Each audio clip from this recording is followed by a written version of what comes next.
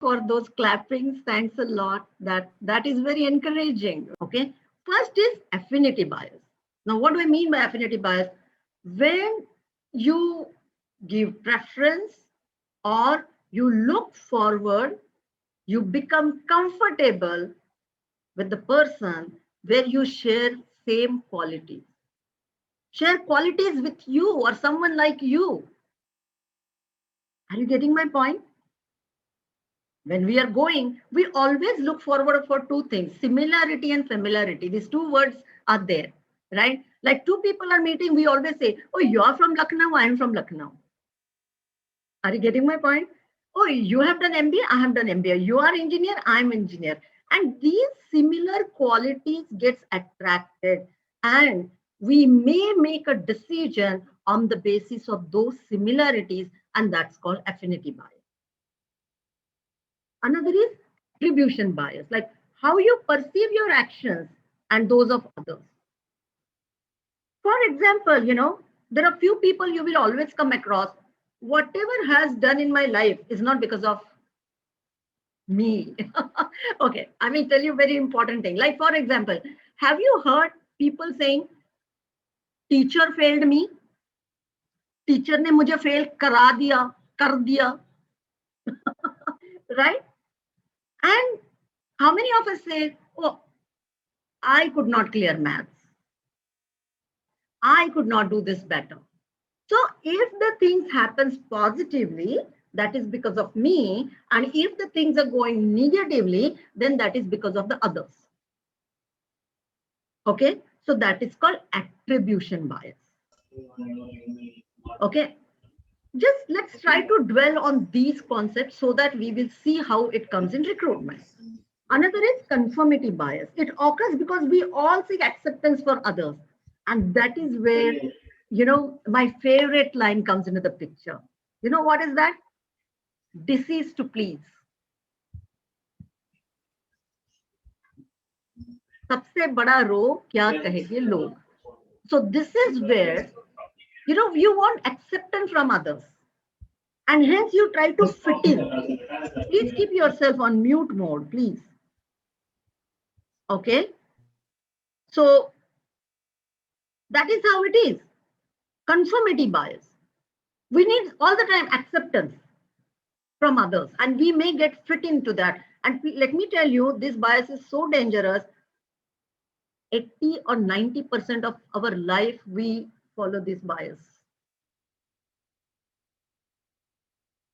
Next is confirmation bias. Means what?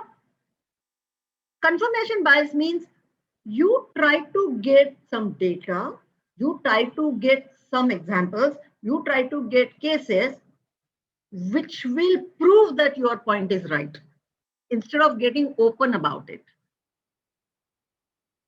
Are you getting my point? Like, for example, I always say, my father was a chain smoker. Doctor asked him not to have it. But he used to get wonderful cases and used to say, see, he's smoking and he's still alive till 90. And he was not smoking, but he died at the age of 40. So chun chun ki example lana, that means just to show that how I am right, instead of, oh, I'm looking at the other's opinion. Another is my favorite, everyone's favorite, gender bias. Stereotype towards a particular gender. Men are men, men don't cry, women are women, women gossip, women can't work in night shift, anything. And transgender, we are not even talking about. Gender bias. Another is halo effect. And we are going to see this. Absolutely. It is difficult to overcome, but believe me, I'm living this journey since very long time. And it is possible to overcome. And today, at the end, I will be also giving you some tips. Okay. Halo effect. That means focusing on only one part of the personality and not other. So I hope now you all know what is the meaning of it. Now let's try to see that how are we going to, in recruitment, how it gets applicable. Affinity bias. If you look at it, first is we always look for cultural fitment. You know, that means what? The person who is having same qualities. The person is like me. And many managers look forward for like me. मेरे जैसा है, मेरे जैसी सोच है. You know, the person never questions me. The person is like me. Are you getting my point? See, if you're hiring people just like you, then what is the use? We are looking forward for the people who are not like me so that I get diversity and I get diverse skills. The person is from my location, my state, my religion, my caste, my type. Have you ever come across this kind of a bias? Let me know. If yes, let me know in the chat box. Just type Y. Yes, stars matching. Yes, absolutely. And in that, you may see, please understand that if we are looking for culture fitment, then we should not talk about the diversity. Okay. So this is affinity bias in recruitment. Another is attribution bias. Now, what happens? You come across, you're conducting the interview. You come across a wonderful candidate, and person says, I lost job due to, right?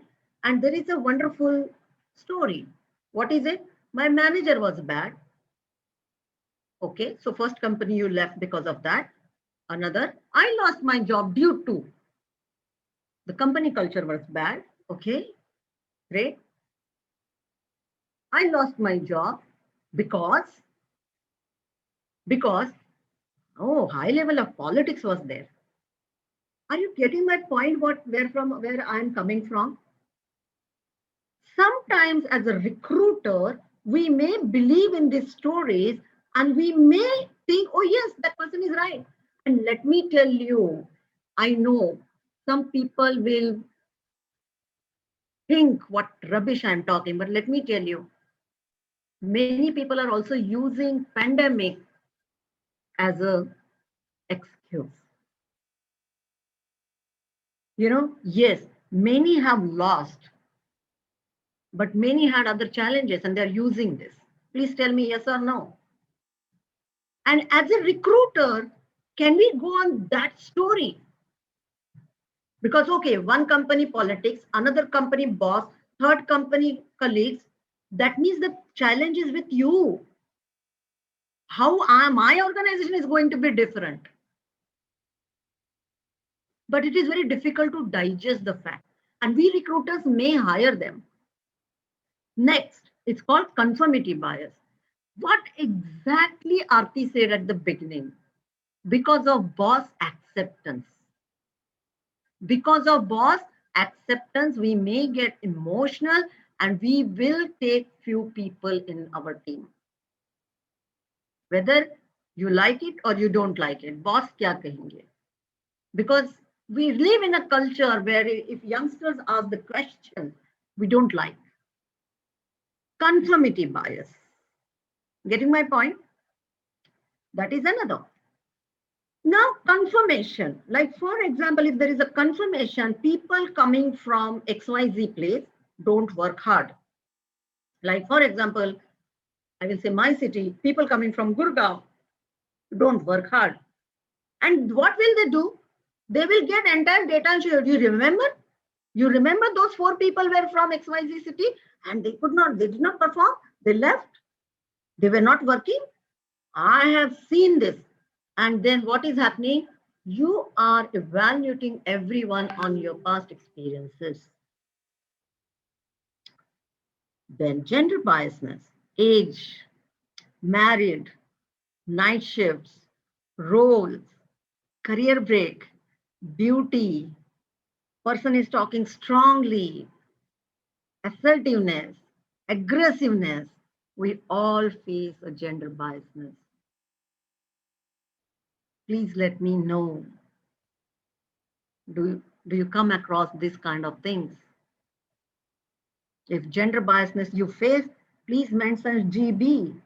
Just mention GB so that we can understand, right? Even looking at the name of the person, we start getting biased. And that is deep rooted. For example, there is a huge bias. If you read McKinsey's report 2020, by 2030, there are 800 million jobs are going to change. And majorly the jobs are going to be science, technology, analytics, mathematics. And most of the time we have this biasness that women are not good with technology and analytics. And you will see the difference and impact in 2030. Can we overcome this? To a great extent, I will still say that yes, but not all women. Or not all men. Not all men. Are you getting my point? Yes. Legally, no one stopped us. If you look at our article 14 to 18, you will get to see, and it is mentioned that on the basis of age, sex, caste, religion, we cannot reject people. But are we following? It's a question mark. And hello effect, I would like to give you one example here. Suppose you are hiring for CEO level position. Okay, which personality or which person will you hire, A or B? Please mention. And what comes to your mind first, that it should be there. If A, let me know A. If it is B, let me know in B. Chat box, please.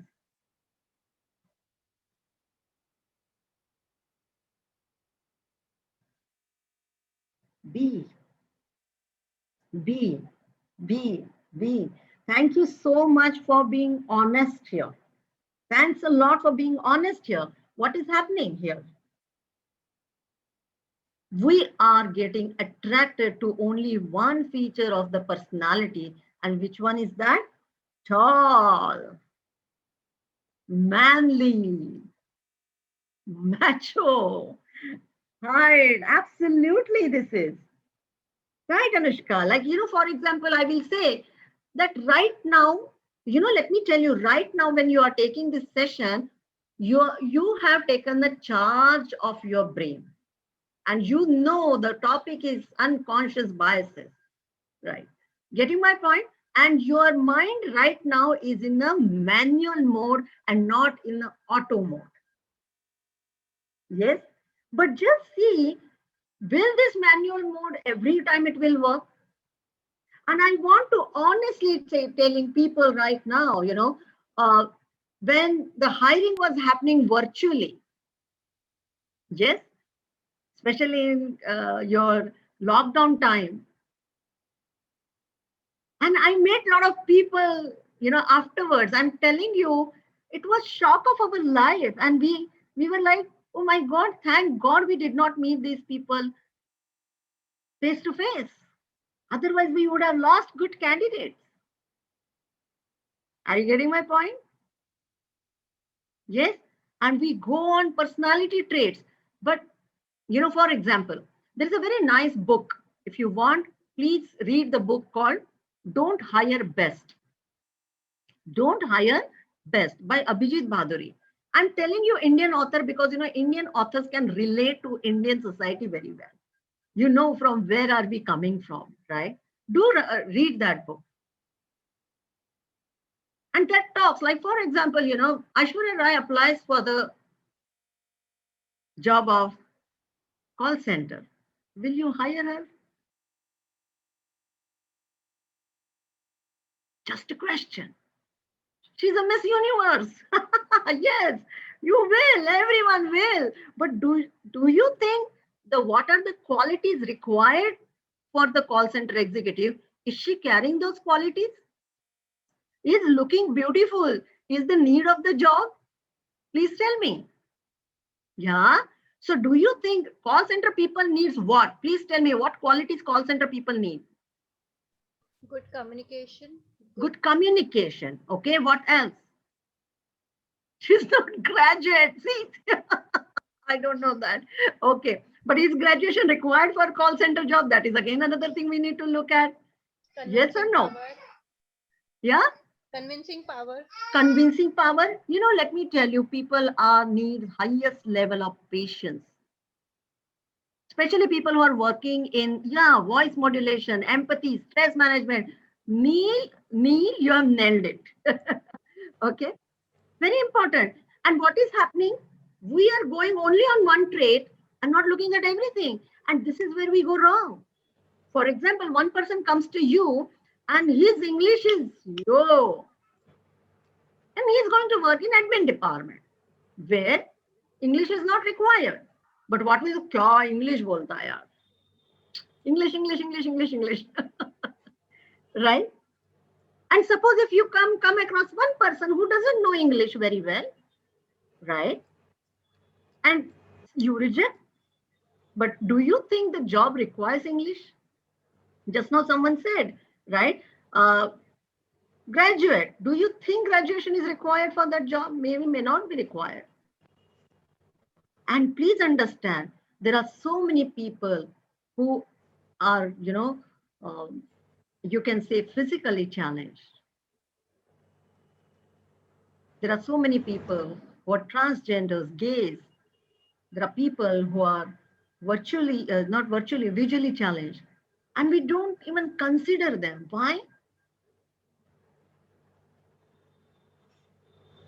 And who knows then a recruiter that getting the right person is the toughest job in HR? Yes or no? All people who have worked in recruitment. Toughest job.